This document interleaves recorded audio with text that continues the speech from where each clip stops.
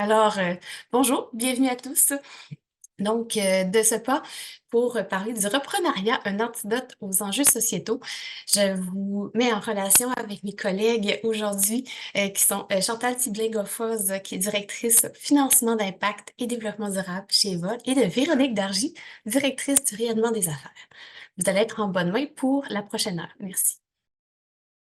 Merci, Joanie. Donc, j'ai le plaisir de vous accueillir ce midi. Donc, merci d'être présent parmi nous. Alors, oui, un webinaire qu'on présente dans le cadre de la toute première semaine du reprenariat au Québec. Donc, une initiative qui a été lancée par le Centre de transfert d'entreprises du Québec et dont Evol est fier partenaire. Donc, merci Chantal d'avoir partagé l'écran. Je vais vous dire un petit mot sur notre mission. Je pense que la plupart connaissez bien Evol. En fait, notre mission, c'est de financer et d'accompagner les entreprises à propriété diversifiée et inclusive dans les 17 régions du Québec afin qu'elles puissent léguer collectivement une empreinte positive à la société. Donc, plus spécifiquement, on soutient les entreprises qui génèrent des impacts positifs alignés sur les objectifs de développement durable de l'ONU. Donc, je me présente, Véronique Dargy, je suis directrice du rayonnement des affaires pour Evol. Ça fait maintenant 12 ans que je suis au sein de l'organisation, donc Femmes et Sœurs à l'époque. Et je suis en compagnie de Chantal Thieblin-Goffoz, qui est directrice financement d'impact et développement durable, qui a joint l'équipe en fait en 2021, quand Femmes et Sœurs a évolué vers l'organisation Evol qu'on connaît aujourd'hui. Donc, Euh, donc voilà, pour le webinaire de ce midi, donc le thème se veut bien sûr accrocheur. Et là, ben, on reconnaît la fille des coms derrière l'idée du titre un peu marketing et tout ça, mais surtout un titre qui est porteur d'espoir. Parce qu'en fait, on se pose la question ce midi, et si le reprenariat était vraiment un antidote aux enjeux de société actuels? Est-ce que c'est trop beau pour être vrai? Ben, j'ai envie de passer la parole à ma collègue Chantal. Qu'est-ce que tu en dis? Merci Véro. Écoute, j'aimerais vraiment y croire, mais tu l'as bien dit, je suis directrice financement d'impact et de développement durable. En cela, je suis un peu architecte entre trois mondes très différents, l'entrepreneuriat, la finance, le développement durable. Donc oui, je me dis, oula, les enjeux sont énormes, le temps pour les adresser est aussi limité, les trois mondes sont différents. Est-ce que l'entrepreneuriat peut vraiment être une solution? J'aimerais y croire. C'est bon. Puis, on a eu des discussions, là, pour la petite anecdote ensemble, à savoir, tu sais, au niveau de la thématique et tout ça. Donc, est-ce qu'on va de l'avant? Et ben voilà, on se pose la question, puis je pense qu'on va être en mesure d'y répondre, ou du moins d'amener des pistes de réponse ensemble au cours de l'heure du dîner. Du moins, c'est ce qu'on souhaite.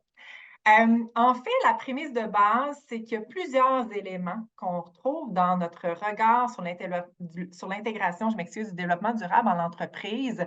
Une vaste étude qu'on a publiée l'automne dernier qui nous porte à croire, en tout cas qui me porte à croire que oui, ça pourrait être possible.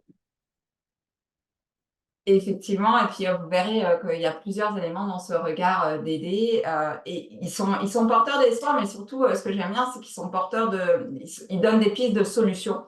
Oui, on peut voir que du coup, bah, ça, c'est un levier d'action. Il y a des possibilités, il y a des manières de faire qui peuvent permettre, et puis notamment qui sont adaptées au reprenariat.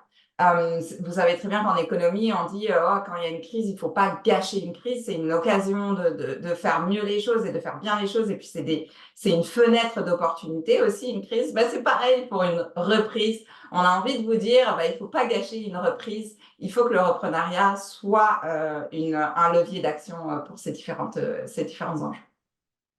Merci Chantal. Donc, dans le fond, on va rentrer un peu dans le détail. On va vous présenter justement le regard sur l'intégration et le développement durable. En bref, qu'est-ce qu'on retrouve dans cette étude-là? Puis qu'est-ce qui nous laisse croire qu'en fait, le reprenariat pourrait être une solution aux enjeux qu'on connaît actuellement? En fait, le regard, c'est une étude qui a été réalisée en marge de l'Indice entrepreneurial québécois, donc un vaste sondage qui est réalisé année après année par le réseau Mentorat en collaboration avec Léger. Le sondage en fait, de l'année dernière qui avait été mené auprès de 1957 propriétaires d'entreprises. Et en fait, nous, on a fait un partenariat avec le réseau Mentorat et on a intégré des questions qui portaient notamment sur le niveau de connaissance envers les objectifs de développement durable de l'ONU, parce que c'est la trame avec laquelle Evol travaille à l'heure actuelle. On s'est intéressé aussi au moment où les entrepreneurs font une place au développement durable au sein de leur entreprise. Alors, niveau d'intégration, donc on a regardé vraiment 13 facteurs et enjeux spécifiques. On a regardé le niveau d'intégration des entreprises en regard de ces 13 facteurs-là. Puis, c'est quoi les raisons, en fait, qui les freinent ou, au contraire, et en fait, positivement, c'est quoi les principales motivations des entrepreneurs à mettre en place des pratiques en développement durable? Chantal, je te laisse la suite. Oui, donc une première bonne nouvelle, c'est qu'il y a 2 entrepreneurs sur 10 qui nous disent bien connaître les objectifs de développement durable de l'ONU. Alors, vous voyez que je vois un peu le verre à moitié vide là, parce que ça veut dire aussi qu'il y en a 8 sur 10 qui ne connaissent pas bien les objectifs de développement durable. C'est bien correct ou pas? Parce que je vois qu'il y a plusieurs municipalités dans la salle aussi. Ah bah, les objectifs de développement durable, c'est quand même un grand cadre international qui a été signé par plus de 190 pays, dont le Canada. Et puis, bah, nos municipalités, nos MRC, le gouvernement du Québec les a intégrés dans leur plan de développement ou leur feuille de route. On a une stratégie de développement durable du Québec. Donc, c'est quand même une référence, les objectifs de développement durable de l'ONU. Et puis, tout le monde a sa part à faire, dont les entrepreneurs et les repreneurs. Donc, il y a quand même un levier d'action ici pour dire, OK, il faut qu'on soit les traducteurs de ces grandes feuilles de route et de ces grands plans pour les entrepreneurs. Absolument. Puis, un élément étonnant, en fait, étonnant oui et non, vous allez comprendre ma réponse, c'est qu'on a réalisé au cours de l'étude qu'il y avait quand même certains groupes d'entrepreneurs qui étaient plus nombreuses à bien connaître les objectifs de développement durable de l'ONU. Et parmi ceux-ci, on trouve les femmes, les personnes immigrantes, les jeunes de 18 à 34 ans. Je dis élément étonnant, oui et non, parce qu'en fait, en introduction, là, je vais partager que ça fait maintenant plus de 12 ans que je suis au sein de l'organisation, donc 2 ans sous l'ère Evol, 10 ans sous l'ère de Femmes et Sœurs. Puis je me rappelle à l'époque, on avait lancé une grande campagne de communication qui mettait de l'avant 100 modèles d'entrepreneurs partout au Québec. Et on avait posé la question à l'époque aux femmes, à savoir quelle était votre plus grande motivation, quelle est votre plus grande motivation, pourquoi vous êtes lancée en affaires. Et j'ai envie de dire, à peu près 99, je m'excuse, des répondantes avaient mentionné que c'était pour faire une différence positive sur la société. Alors, le fait qu'on retrouve, entre autres, les femmes au sein des clientèles qui connaissent un peu mieux les ODD, ben, en fait, ça m'a plus ou moins surpris. Même chose pour les jeunes. On sait à quel point les jeunes aujourd'hui sont sensibilisés aux aspects du développement durable. Donc, voilà. Allons découvrir un peu la suite des faits saillants. Et justement, pour la suite, on voit qu'il y a 2 tiers des entrepreneurs qui ont intégré le développement durable dans leur entreprise. Donc, par intégrer, on veut dire soit démarrer une nouvelle action éco-responsable qui intègre donc du développement durable, ou alors arrêter une action qui a un impact négatif sur l'écologie, l'environnement, la société. C'est bien, c'est encourageant aussi de dire que le DD, c'est 360. Là, souvent, on pense action éco-responsable, action pour l'environnement, pour tes émissions de GES.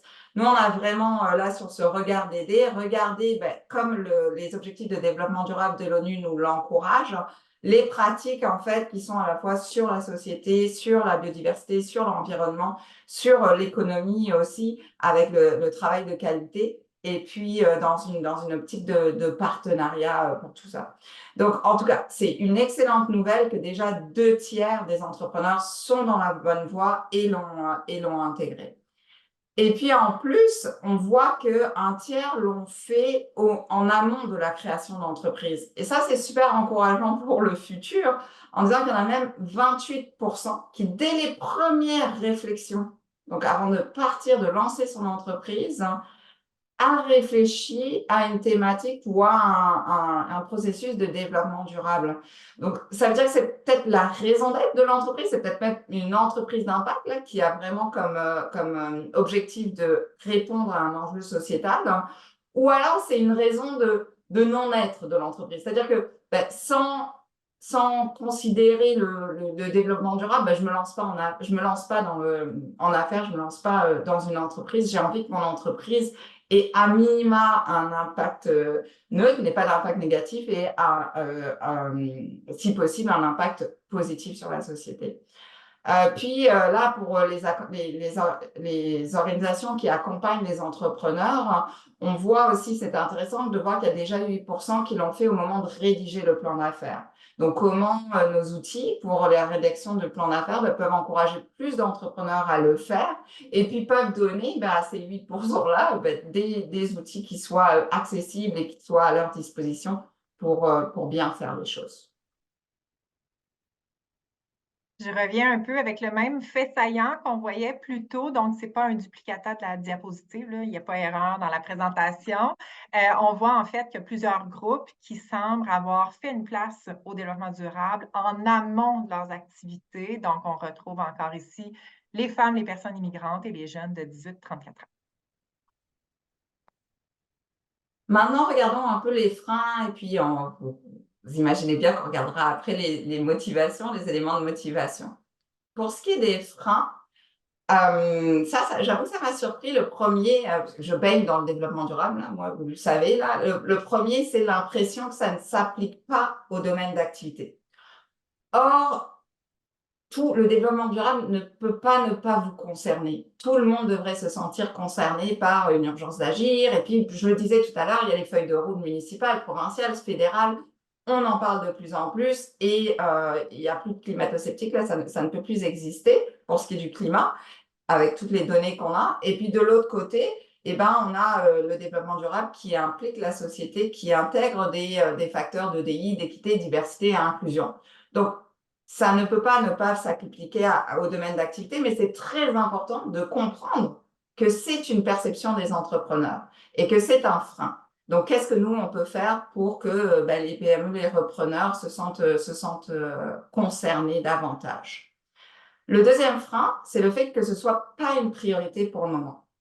On peut le comprendre, on lance une entreprise ou on reprend une entreprise, mais pourtant là, on le sait aussi, le coût de la non-action est colossal. Je donnerai plus de chiffres tantôt, mais nous allons devoir nous adapter à un moment, à un risque physique, à un risque de transition. Donc, c'est important au moment d'une reprise d'en faire quand même, faire partie de ses priorités. Et puis, ça serait aussi manquer une belle opportunité davantage compétitive de ne pas l'intégrer dans son plan de développement. Le troisième frein, c'est le manque de familiarité et d'information à ce sujet. Alors là, nous, ça nous donne une bonne opportunité d'action, un bon levier d'action, puisqu'on sait que beaucoup d'outils existent, ils sont disponibles gratuitement. Comment ces outils-là peuvent combler ce manque de familiarité et d'information à ce sujet, et puis répondre aux deux premiers freins, c'est-à-dire faire des outils qui sont adaptés au secteur d'activité ou adaptés aux réalités des entrepreneurs et des repreneurs pour que ça devienne une priorité. C'est vraiment ça qu'il faut avoir en tête. Puis Véro, si tu veux parler des facteurs plus de motivation. Oui, puis j'avais envie de rebondir sur un frein parce qu'on a été quand même étonnés quand on a vu ces résultats-là, parce qu'on se disait, mais mon Dieu, il y a tellement d'informations qui pullulent, ça se multiplie beaucoup.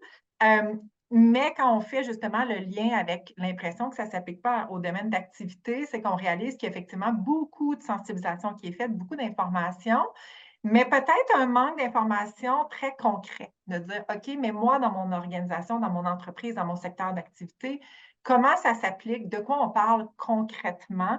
Donc, c'est peut-être le volet là, sur lequel, puis on le verra dans les pistes d'action plus tard, là, qui a été soulevé dans le cadre de cette étude-là. C'est peut-être là où on a un rôle à jouer là, davantage. Donc, oui, je vais vous parler des facteurs de motivation. Donc, dans les bonnes nouvelles de l'étude, c'est que parmi les entreprises qui n'étaient pas encore passées à l'action, il y avait quand même la moitié d'entre elles qui souhaitaient le faire prochainement.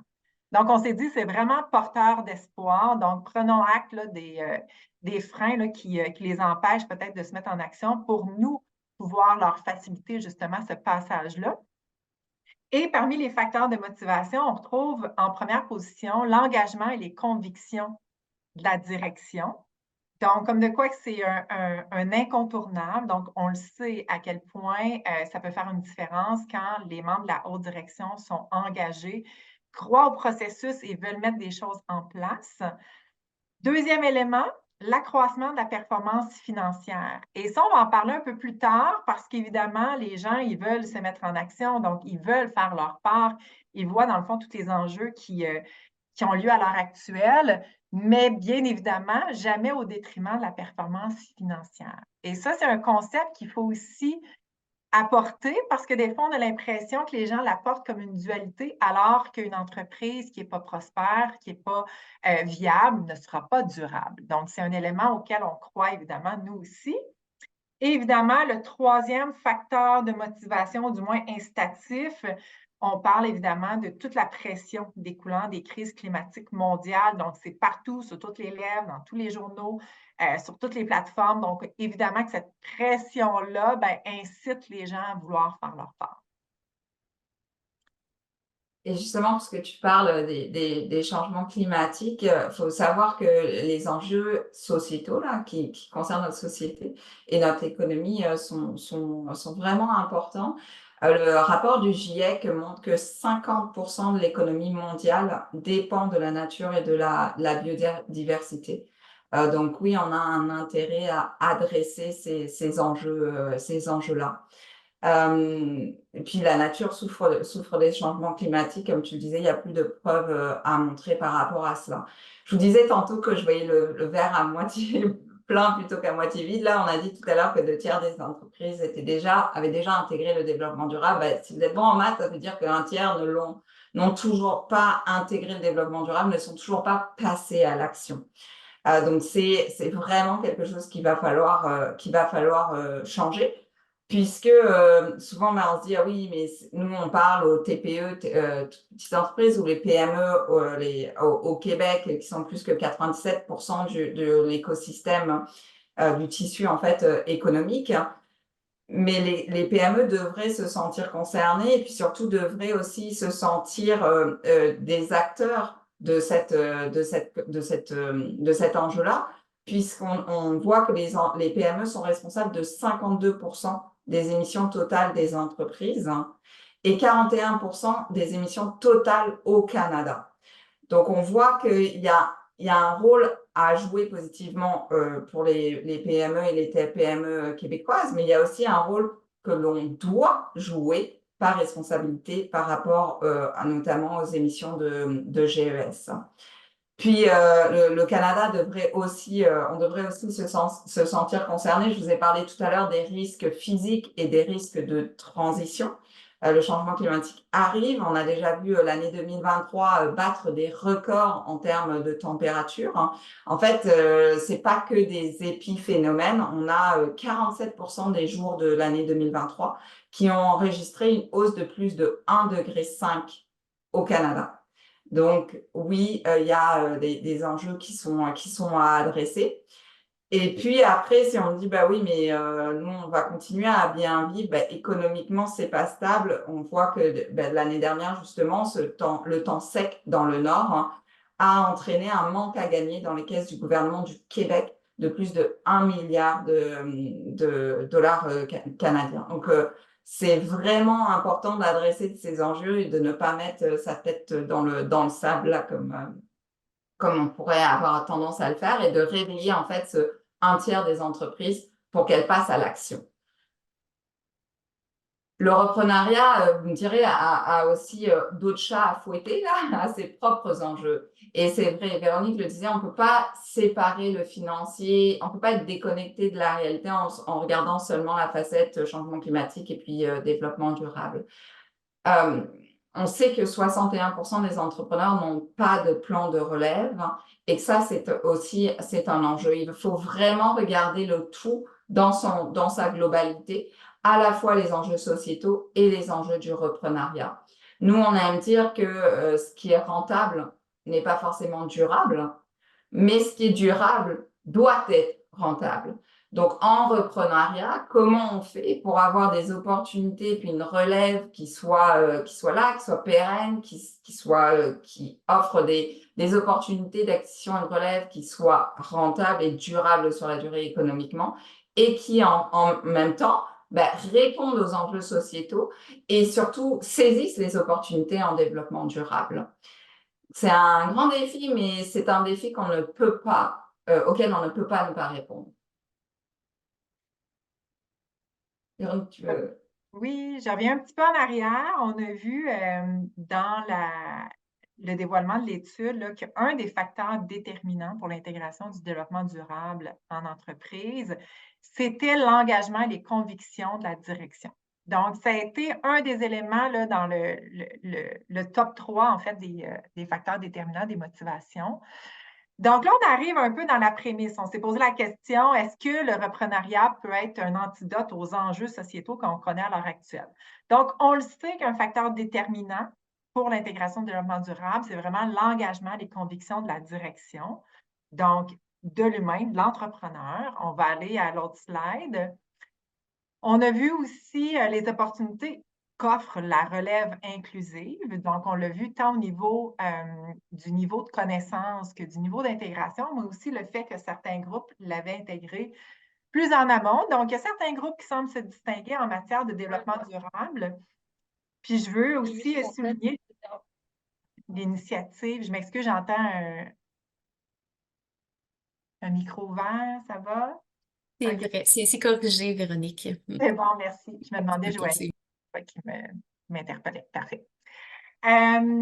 Donc, voilà, on voit les opportunités qu'offre la relève inclusive. Je salue d'ailleurs une initiative qui a été lancée aussi par le Centre de transfert d'entreprise du Québec pour avoir justement en faveur d'une relève plus inclusive.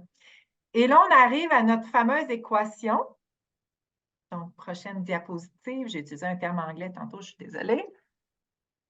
Donc, on est bien conscient qu'à l'heure actuelle, il y a des enjeux sociétaux et on a en fait des opportunités qu'offre la relève inclusive. Et donc là, on se dit, ben non seulement on pourrait sauver des entreprises de la fermeture, mais en plus, on pourrait accompagner ces futurs entrepreneurs, ces releveurs-là, à intégrer des pratiques de développement durable dans leur entreprise. Donc, non seulement on sauverait des entreprises de la fermeture au Québec, mais on pourrait aussi collectivement générer beaucoup plus d'impact positif. Tantôt, Chantal te dit, il ne faut surtout pas gâcher, quand il y a une crise, il ne faut surtout pas gâcher la crise. Et là, ben, on se dit, il ne faut surtout pas gâcher la reprise. Donc, tant qu'à prendre la relève, tant qu'à penser relève d'entreprise, ben, aussi bien le faire différemment. Donc, c'est vraiment ça la voie qu'on a tenté de prendre. Donc, Chantal, je te laisse un peu la suite et répondre à notre question existentielle de l'heure du lunch. Est-ce que tu crois qu'effectivement, le reprenariat peut être un enjeu, un antidote, je m'excuse, aux enjeux qu'on connaît à l'heure actuelle? La réponse, ça serait qu'ils doivent être, en fait. Il y a vraiment une opportunité de repenser le reprenariat, de sortir de nos façons de faire traditionnelles, conventionnelles et de vraiment intégrer, en fait, les enjeux EDI, les enjeux du développement durable pour faire du reprenariat un reprenariat engagé et inclusif avec et puis nous, dans l'écosystème, des organisations qui accompagnent bien les repreneurs et les cédants ou cédantes pour leur montrer que c'est possible et puis surtout quelle est la marche à suivre. Vraiment, si c'est faire avec ou juste donner un plan d'action, là, on sent qu'il y a vraiment un besoin d'indiquer c'est quoi la prochaine marche et puis de les accompagner sur chacune des marches en fait. Donc oui, c'est faisable. Et puis chez Evol, on est inspiré. En fait, on le voit que ça a été fait aussi et que maintenant c'est un effet de levier, un effet aussi de le rendre, d'en faire un changement systémique, d'en faire un changement à plus grande échelle et que vraiment ça devienne, parce que nous, on a vu chez des entrepreneurs et des repreneurs qu'on a accompagnés, ça soit quelque chose qui soit plus partagé, plus inspirant aussi, pour faire vraiment de cette relève un levier d'action. Donc, si tu peux, Véro, nous partager des histoires réelles pour peut-être inspirer ceux qui nous écoutent, ceux et celles qui nous écoutent, ou qu'elles puissent inspirer ceux et celles qu'elles accompagnent. Absolument. Puis d'ailleurs, c'est ça, chez Evol, on a la chance là, d'accompagner plusieurs entrepreneurs des 4 coins du Québec. Et donc, quand on a eu l'idée de présenter là, le webinaire sous cet angle-là, évidemment, on a voulu aller connecter avec des entrepreneurs sur le terrain pour voir comment ça s'était passé au niveau de leur histoire de relève. Donc, je présente quelques cas vécus, je vais dire ça comme ça. Donc, la première, c'est l'histoire d'Audrey. En fait, Audrey qui a pris la relève de la Petite École Vision en 2015. Donc, la Petite École Vision, celle-ci qui est située dans la région de Victoriaville. Il faut savoir que pour Audrey, elle avait vraiment les valeurs de développement durable ancrées en elle. D'ailleurs, ça a été un des éléments déterminants dans sa relève d'entreprise parce qu'il y avait plusieurs personnes, semble-t-il, qui avaient manifesté leur intérêt pour prendre la relève. La Petite École Vision dans la région, et ça a été vraiment un fit de valeurs qui a été déterminant dans le processus. Donc, on le voit que pour les releveurs, de manifester justement cette vision-là, ces valeurs-là, ça peut avoir un écho chez certaines cédants, cédantes. Au niveau des motivations, donc c'est sûr et certain que le volet social, c'était super important pour Audrey. Ça faisait déjà partie, en fait, de l'ADN des écoles Vision. Donc, on parle évidemment, je fais un clin d'œil à l'objectif de développement durable numéro 4 au niveau de l'éducation, mais aussi le 3 au niveau de tout ce qui est santé et bien-être. Donc, Audrey, qui avait travaillé comme intervenante en toxicomanie auprès des adolescents, après plusieurs années à travailler auprès des adolescents, elle a souhaité vraiment travailler avec les 0-5 ans parce qu'on sait que c'est un âge crucial chez le développement global de l'enfant. Et elle s'est dit, une garderie, tu ne peux pas être plus pile dans le 0-5 ans. Donc, au départ, elle souhaitait faire des démarches pour ouvrir sa propre garderie. Puis finalement, elle a réalisé l'existence, en fait, elle a connu l'existence de cette petite école-là, puis s'est dit, ça correspond en tout point à ce que j'imagine. Donc, je vais plutôt que de faire des démarches là, pour créer ma propre garderie, je vais plutôt aller à la rencontre de l'entrepreneur pour voir si éventuellement c'est dans ses possibilités de quitter, de céder l'entreprise. Donc, ça a été vraiment le premier élément. Il faut dire qu'Audrey était aussi beaucoup sensibilisée à l'aspect environnemental. D'ailleurs, quand elle a pris la relève de l'école, elle et son conjoint ont réalisé qu'il y a un des bâtiments qui était chauffé au combustible fossile. C'est le cas, en fait, de plusieurs établissements scolaires au Québec. Donc, pour eux, c'était un incontournable de trouver une solution vraiment plus éco-responsable. Et donc, il y a eu l'idée de développer une thermopompe qui fonctionne avec l'énergie hydroélectrique et solaire. Donc, voilà, une entreprise qui a été fondée aussi avec son conjoint. Il y a évidemment plein d'autres actions de développement durable qu'Audrey a implantées au fil du temps. Donc, que ce soit autant d'offrir des collations saines pour les enfants, l'ensemble des enfants qui fréquentent la garderie ont des boîtes à lunch zéro déchet. Ils utilisent du déglaçant non polluant. Il y a une meilleure gestion des matières résiduelles et aussi, bien évidemment, tout ce qui concerne les conditions de travail, conciliation de travail, vie personnelle, c'est des éléments qui sont très, très importants pour eux. Donc, on peut dire que le développement durable faisait déjà partie de l'ADN de l'entreprise, mais avec Audrey comme relève, ça a vraiment été amplifié. On va passer au deuxième histoire. Donc, je présente Nadia qui a pris la relève du motel Fraser, un établissement qui est situé à Chandler en Gaspésie. Donc, c'est en 2010 qu'elle et son conjoint, avec ses parents, ont pris la relève de l'entreprise. Encore une fois, les aspirants releveurs ont cogné à la porte de la propriétaire, donc quelques temps avant. La propriétaire qui n'avait pas nécessairement l'intention de vendre à ce moment-là, mais au fil du temps et des événements, en fait, ça s'est concrétisé. Donc, ce que Nadia me confiait, c'est que pour elle et son conjoint, ils étaient vraiment portés par des valeurs qui étaient plus environnementales et ses parents très portés par des valeurs sociales, humaines. Donc, ça fait dans le fond un beau quatuor. Et un des éléments, en fait, que j'ai le plus ben, apprécié ou en tout cas qui m'a étonnée positivement dans ma discussion avec Nadia, c'est le fait qu'une de ses plus grandes motivations, au-delà des valeurs qu'elle portait, a été vraiment d'un point de vue financier. Et ça, je dois dire que j'ai trouvé ça très rafraîchissant parce qu'on entend souvent dire, ben, le développement durable, je veux bien, mais la pression financière est tellement forte, j'ai tellement de choses, tellement de chats à fouetter, comme on disait tantôt, que malheureusement, ce n'est pas une priorité. Or, Nadia, quand elle a reçu sa première facture pour la gestion des matières résiduelles, ben, ça a été un choc. Puis même qu'elle a rappelé à l'époque la personne qui était en charge du compte pour dire ben, il y a certainement une erreur.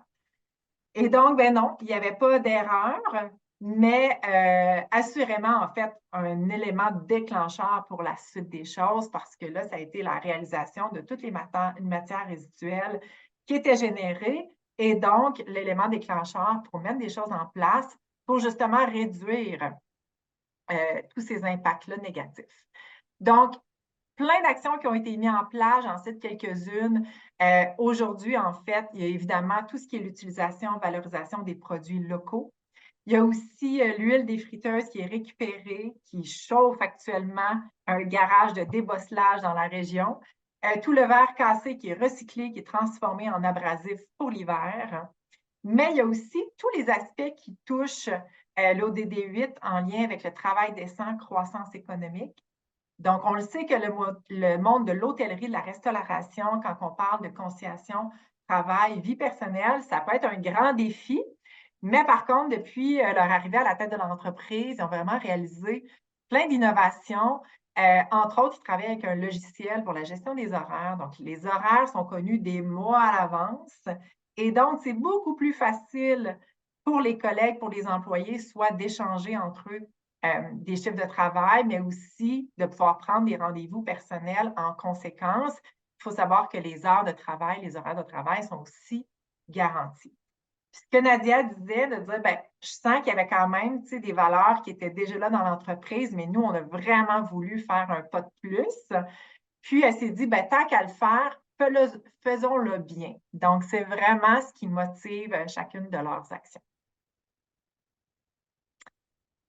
Donc, je présente rapidement d'autres exemples d'entreprises. Donc, on parle ici de Paul, qui est dans un processus de relève familiale. Encore là, la relève familiale qui n'avait pas, en fait, la relève qui n'avait pas encore été identifiée, il n'y avait pas nécessairement de plan qui a été mis en place. D'ailleurs, ça a été une surprise quand elle a contacté son père pour l'annoncer, non seulement qu'elle revenait à Sainte-Anne-des-Monts, qu'elle quittait en fait ses études, mais aussi qu'elle revenait, c'est ça, dans l'entreprise pour éventuellement prendre sa relève. Donc, c'est en 2020-2021 que le plan de relève s'est concrétisé. Donc, à 19 ans, elle achetait des parts dans l'entreprise, éventuellement là, avec un associé. Et c'était vraiment un duo parfait parce que son père, c'est l'artisan chocolatier. Puis elle, sa passion, elle est passionnée de la vente, puis elle voulait vendre du bonheur. Donc, ça a été vraiment l'harmonie parfaite à ce niveau-là. Et ben, il y a plein de changements qui ont été intégrés au sein de l'entreprise. Donc, le premier changement, beaucoup sur la notion de santé, bien-être de l'entrepreneur. Donc, elle me confiait le fait qu'elle était, entre autres, maman de 2 enfants, puis que pour elle, le standard entrepreneurial du 75 heures par semaine, ça ne correspondait pas du tout à ce qu'elle souhaitait. Donc, elle souhaitait vraiment avoir un meilleur équilibre. Donc, ça a été un des premiers éléments qui a été mis de l'avant. Puis évidemment, plein d'autres éléments en lien avec tout ce qui est consommation, production responsable. Donc, évidemment, l'entreprise travaille avec des produits locaux, travaille avec des chocolats certifiés, dont les profits sont réinvestis sur les territoires de production. Ils font du compost. Donc, il y a plein d'actions qui sont mises en place. Est-ce que c'est toujours facile de changer les façons de faire, surtout dans le monde de la restauration où toutes les méthodes de travail, tous les processus sont bien établis? Donc, non, ce n'est pas toujours facile, mais quand on y croit, c'est possible. Puis, Paul a déjà en tête les prochaines innovations qu'elle veut apporter au niveau du développement durable. Rapidement, on disait dans le fond aussi que le développement durable, ça peut s'appliquer à tous les secteurs d'activité. On le voit ici, dans le fond, avec un bureau de notaire fiscaliste. Donc, j'ai eu la chance de m'entretenir avec Annabelle, qui nous a confié qu'elle aussi voulait faire sa part au niveau de l'entreprise, mais elle se questionnait en fait sur l'impact qu'elle pouvait avoir avec son entreprise, alors qu'on est dans une entreprise ici de service. Par contre, alors que 20 de plus des entreprises, des PME québécoises sont dans le secteur des services, ben, on se dit qu'en cumulant l'ensemble des impacts positifs, ben, c'est quand même à ne pas négliger. Puis on le sait que les petites entreprises ont un rôle à jouer incontournable aussi à ce niveau-là. Donc, en fait, rien n'a été négligé, chaque geste compte. Donc, évidemment que les premières actions ont été mises en place, donc éliminer tout ce qui était bouteilles d'eau jetables, réduction importante des impressions papier. On sait qu'on est dans ce monde-là où les impressions ont encore beaucoup leur place. Ils utilisent évidemment des enveloppes faites avec du papier recyclé. Il y a eu beaucoup de diminution des déplacements qui ont été faits, mais aussi tout l'aspect partie prenante, ressources humaines, qui prend une place très, très importante. D'ailleurs, l'entreprise puis les employés sont impliqués dans plein d'initiatives et chacune des entreprises et des employés, je m'excuse, et des parties prenantes ont une place dans la prise de décision. Donc, c'est le type aussi d'actions qui ont été mis en place. Et rapidement, je fais une mention sur une dernière entreprise, coup de cœur, qui nous a été recommandée là, par une de nos directrices régionales, donc le marché du Témis. Donc, même chose pour les commerces de proximité d'alimentation. Donc, on le sait que la dépense d'alimentation compte pour un bon pourcentage du revenu familial, encore plus vrai avec l'augmentation des prix qu'on connaît. Donc, pour elle, c'était un incontournable de mettre en place puis d'amplifier des actions de développement durable en prenant la relève d'entreprise. Chantal t'en parlait tantôt, intégrer le DD, ça peut dire démarrer une nouvelle action ou arrêter une action qui est nuisible. Dans le cas d'un marché alimentaire, on le sait que le gaspillage alimentaire, donc il y a beaucoup, beaucoup d'aliments qui finissent malheureusement à la poubelle. Donc, un des premiers éléments qui a été mis en place, c'est une innovation qui gagne en popularité, dans le fond, ça a été d'utiliser une application qui met en contact des marchands et des consommateurs pour éviter justement qu'il y ait trop de gaspillage alimentaire. Donc, ces 5 histoires qu'on a,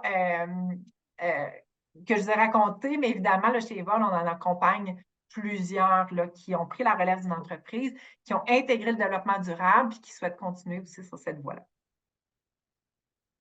Merci beaucoup, Véro et Véronique. Et puis ça montre bien que oui, c'est possible, qu'il y a différentes routes pour y arriver, mais qu'au final, on s'entend toutes les deux que le reprenariat peut être une décision, une solution. Je disais même que cela doit être une opportunité de bien faire et de mieux faire. Tant qu'à faire, faisons-le bien. On note le modèle Fraser qui nous disait. Et que finalement, c'est à nous de s'obliger à penser la relève autrement. Il y a aussi une citation de Keynes encore qui dit la difficulté n'est pas de comprendre les idées nouvelles, donc faire une reprise différemment, intégrer le développement, changer nos habitudes de faire, intégrer des démarches de développement durable. Donc la difficulté n'est pas de comprendre les idées nouvelles, mais d'échapper aux idées anciennes. C'est-à-dire qu'on a tellement l'habitude de faire comme on fait habituellement qu'on ne pense pas à cette opportunité de mieux faire. Donc, je nous encourage vraiment à y penser et à réinventer en fait le reprenariat. Petit mot sur la suite, puis tu peux peut-être aller directement à l'autre diapositive.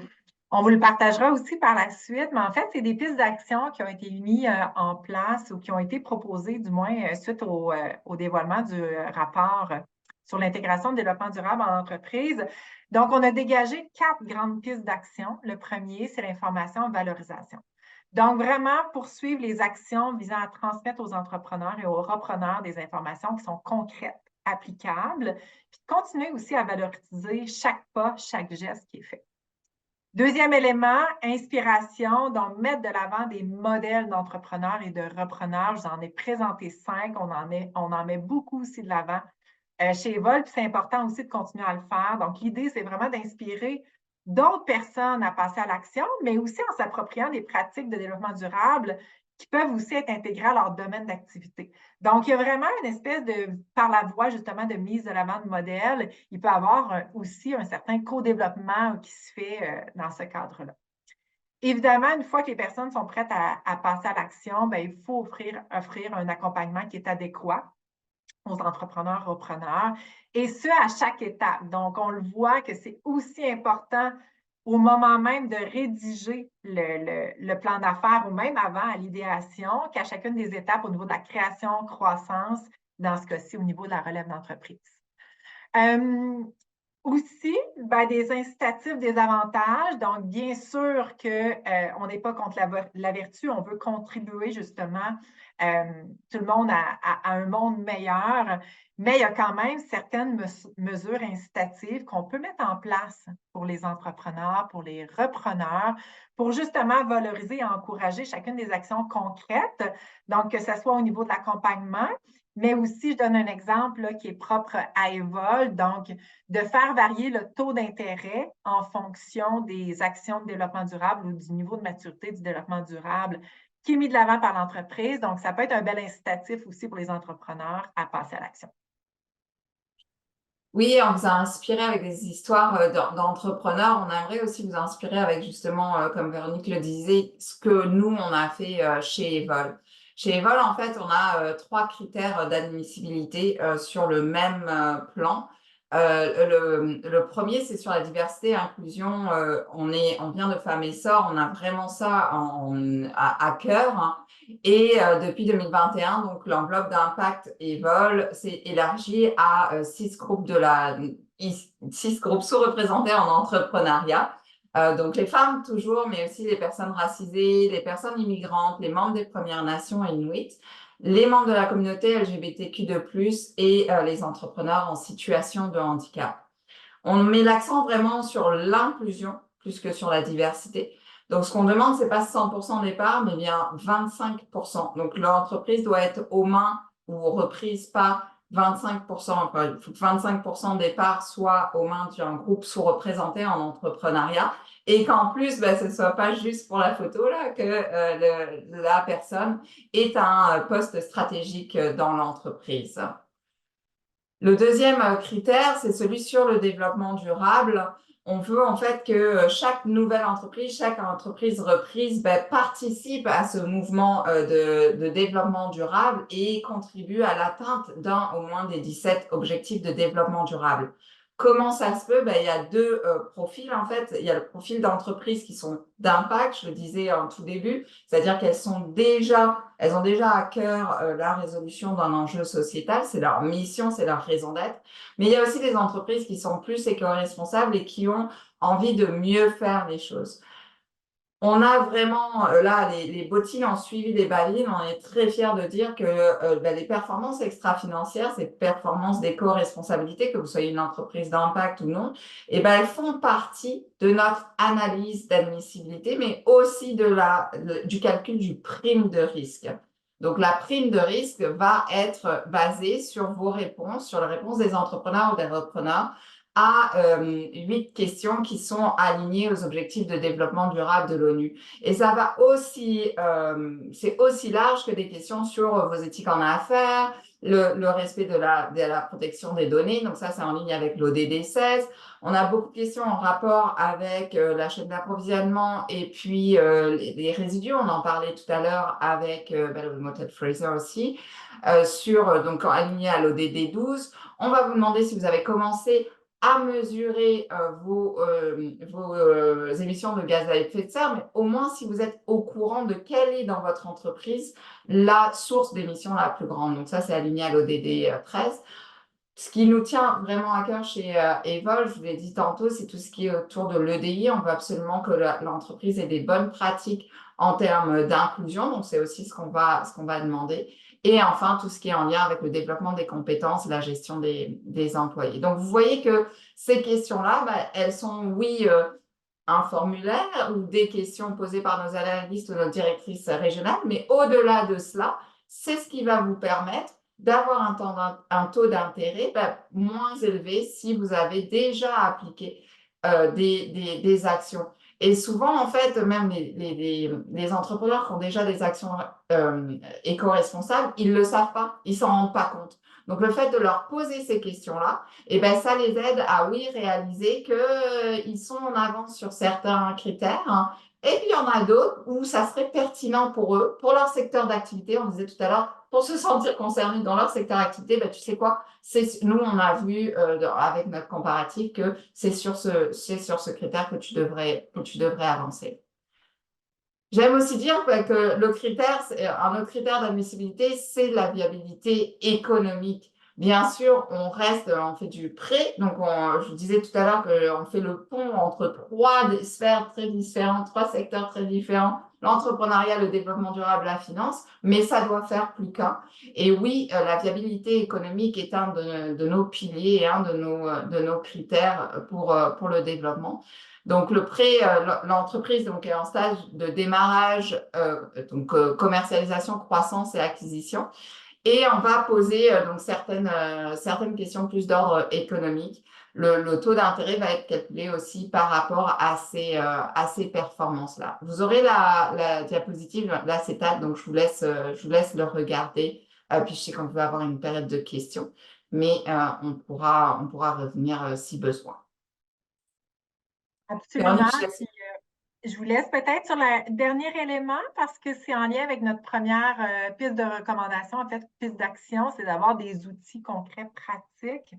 Je vous en présente un, vous aurez accès. Donc, on a mis en ligne des capsules informatives sur l'intégration du développement durable. Donc, c'est un 120 minutes de formation, d'information. C'est tout à fait gratuit sur le site d'Evol. Donc, vous aurez aussi accès à ces informations-là. Donc, voilà en gros pour la présentation de ce midi. Donc, je pense qu'on peut conclure, Chantal, qu'effectivement, le reprenariat peut être un antidote aux enjeux sociétaux actuels.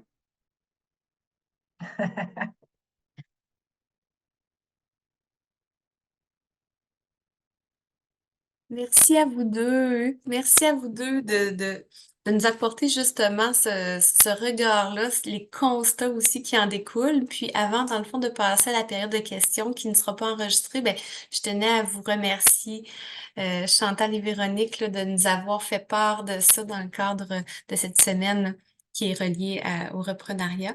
Donc, puis merci aussi à vous toutes et toutes d'avoir été présents pour ça. Donc,